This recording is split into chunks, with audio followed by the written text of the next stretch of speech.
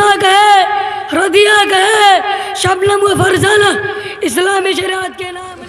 فقد قال النبی صلی اللہ علیہ وسلم من تزوج امرأة لعزها لم يزد الله إلا ذلا ومن تزوجها لمالها لم يزد الله إلا فقرا إلى آخرة أو كما قال عليه الصلاة والسلام.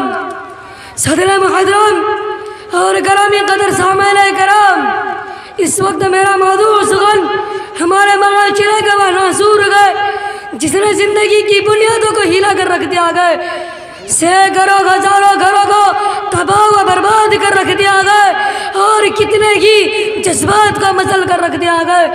وہ بیماری ہے جسے آپ جہیز کے نام سے یاد کرتے گئے. میں نے خطبہ کے بعد ایک حدیث پڑھی گئے، اس میں حضور پر نور محمد عربی صلی اللہ علیہ وسلم کا پاک ارشاد ہے کہ جو شخص عزت حاصل کرنے کے لیے شادی کرے گا تو رب ذوالجلال ایسے شخص کو ذلت کے سوا کچھ نہ دیں گے، اور جو شخص مال کے لالچ میں شادی کرے گا تو اس کو فقر و بغاوت اور تنگ دستی کے سوا کچھ نصیب نہ ہوگا. اسلام کے پاس والوں، آج ہندوستان کے اندر اور خاص طور سے ہمارے معاشرے میں جہیز کا سانسور بن گیا ہے، جو ایٹمی ہتھیار سے زیادہ خطرناک اور مہیلاک ثابت ہوتا جا رہا ہے. اس منحوس جہیز کی بنیاد پر ہندوستانی معاشرے میں روزمرہ اخبارات کی رونق زار بن کر ایک سرخیاں چھپتی ہے کہ فلاں شخص نے اپنے سسرال والوں سے اسکوٹر نہ ملنے پر اپنی نئی نویلی دلہن کو جلا دیا، فلاں شخص مزید جہیز کا مطالبہ پورا نہ کرنے پر بیوی کو موت کے گھاٹ اتار دیا گئے. حجمہ جلا گئے. حضرات دیکھیے، داماد مانگتا ہے خیرات دیکھیے. پیارے دوستو، اخبارات کی سرخیاں ابھی غیر کمائی کے بارے میں نظر آتی تھے، مگر افسوس صد افسوس کہ رفتہ ہمارے اسلامی معاشرے کے اندر بھی یہ وبا پھیل چکی ہے. آج اخبارات کے اندر جہیز کے لیے بھیڑ چرنے والی کہے، فاطمہ کہے، رضیہ کہے، شبنم و فرزانہ اسلامی شریعت کے نام لی وہاں سے یا کہہ رہی ہے کہ کاش ہماری اسلامی شریعت کتاب عارضہ کے بجائے عمل میں آ جاتی. پیارے دوستو اور اسلام کے نوجوانوں، عورت رب ذوالجلال کی جانب سے عطا کردہ وہ حسین تحفہ ہے جس نے انسانی زندگی کو رہنمائی بخشی. اسی عورت کے دم سے نظروں میں خوبصورتی پیدا ہوئی. اسی معصوم کلی نے حضرت آدم علیہ السلام کی زندگی سے خواب و حشد کو دور کیا، مگر ان تمام باتوں کے باوجود ظلم و ستم کی تاریخ شاہد ہے کہ اس دار بانی میں جتنے مظالم برپا ہوئے گئے، ان میں زیادہ تر ظلم نازکی پر کیا گیا ہے. اس پر ہم سماج نے عورت کو جس نظر سے دیکھا ہے وہ نہایت قابل مذمت ہے. تاریخ عالم ان دردناک واقعات سے بھری بھری گئے. کبھی حضرت مریم کو دنیا والوں نے ماتم کر کے جنگلوں کی خاک چھاننے پر مجبور کیا، تو کبھی نمرود نے اپنی بیٹی کو ایمان لانے کی پاداش میں آگ میں ڈالا، تو کبھی عرب کی جاہل معاشرے نے لڑکوں کی پیدائش کو اس قدر منحوس تصور کیا کہ ان کو پیدا ہوتے ہی زندہ درگور کر دیا جاتا تھا. محترم حضرات، آج بھی ان معصوم دوسیدہ پر ظلم و ستم کے پہاڑ توڑے جا رہے ہیں. جبر و تشدد کی خاردار جھاڑیاں ان کے راگ میں حائل گئے. آج بھی ان عورتوں کے ارمانوں کا خون کیا جا رہا ہے. غریب گھرانے کی بچوں پر خدا کی زمین اپنے وسعت اور کشادگی کے باوجود تنگ ہو رہی ہے. ساری دنیا پر یہ بات روز روشن کی طرح آ گئے کہ جس گھر میں لڑکی جوانی کی دہلیز پر قدم رکھتی گئے، اسی وقت سے والدین کی نیند حرام ہو جاتی گئے. زندگی کا ہر لمحہ سانپ بن کر ڈسنے لگتا ہے. ایک طرف لڑکی کی اڑتی ہوئی جوانی ہوتی ہے تو دوسری طرف جن سے بہریوں کی اڑتی ہوئی نگاہیں ہوتی ہے. تو تو تیسری طرف چھمی گویا ہوتی گئے.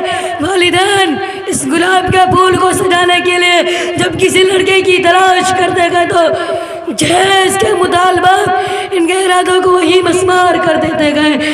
ارے جہیز کے ٹھیکیداروں کان کھول کر سن لو ذرا دیکھو سید الانبیاء تاجدار بطحا احمد مجتبی محمد مصطفیٰ صلی اللہ علیہ وسلم کی پیاری اور لاڈلی بیٹی حضرت فاطمہ کو مسنون کس انداز سے بتا گئے کہ جسم پر چادر گئے اس میں سولائے پیوند لگے ہوئے گئے اور بنت رسول ہونے کے باوجود پیادہ پاچیر خدا حیدر کرار رضی اللہ عنہ کی گھر کی جانب روانہ گوری گئے اور جہیز میں ایک بستر ایک چکی اور ایک تکیہ 2 مٹکے پر مشتمل مختصر سامان علی مرتضیٰ کو پیش کیا جا رہا ہے.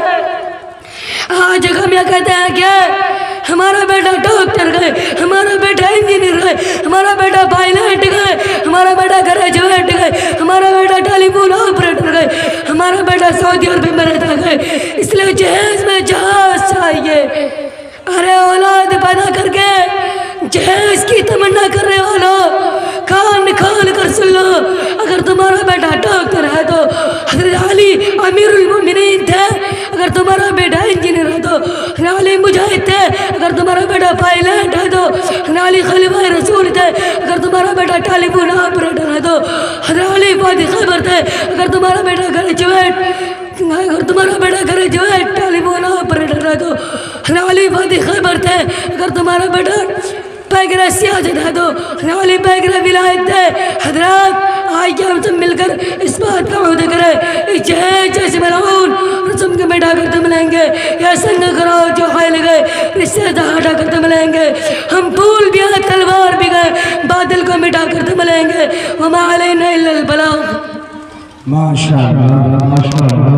حضرات گرامی جب ہم بھی بچے تھے اسی طرح کے 2-3 منٹ میں نعت یاد تقریر یاد کرتے تھے, اس سے پہلے ایک شعر پڑھتے تھے. ابھی میں طفل مکتب ہوں نوائز ہوں فرزانہ تمنا دل میں گونجی ہے جناب حق کا پروانہ. اللہ تبارک و تعالیٰ نے اس معصوم سے بچے کے دل میں قوم حالات کا درد پیدا کر دیا اور انہوں نے سماج میں پھیلتی ہوئی جہیز جیسی بیماری کو جڑ سے اتار پھینکنے کے لیے آپ سب کے درمیان کھڑا ہو کر کے جو گفتگو کیا ہے یقیناً کم سے کم اس بچے کی لاج رکھنی ہے اور جہیز جیسی ناسور کو اپنے سماج سے اپنے گھر سے اس رواج کو ختم کرنا ہے. کریں گے انشاءاللہ. ابھی بہت بہت شکریہ دوستو, آپ نے فل واچ پورا ویڈیوز دیکھا اور ویڈیوز آپ کو پسند آیا ہوگا. پسند آ جائے تو اپنے دوستوں میں ضرور شیئر کریں اور لائک کریں, سبسکرائب کریں اور میری حوصلہ افزائی فرمائیں. شکریہ, جزاک اللہ. اللہ تبارک و تعالی آپ کو دونوں جہان میں کامیابی عطا فرمائے, شاد و آباد رکھے. پھر ملتے ہیں نیکسٹ ویڈیوز میں اور ایک اچھی اور شاندار ویڈیوز آپ کے لیے لے کر حاضر ہوں گا. تو اجازت دیجیے, پھر ملتے ہیں دوسری ویڈیوز میں. السلام علیکم ورحمۃ اللہ وبرکاتہ.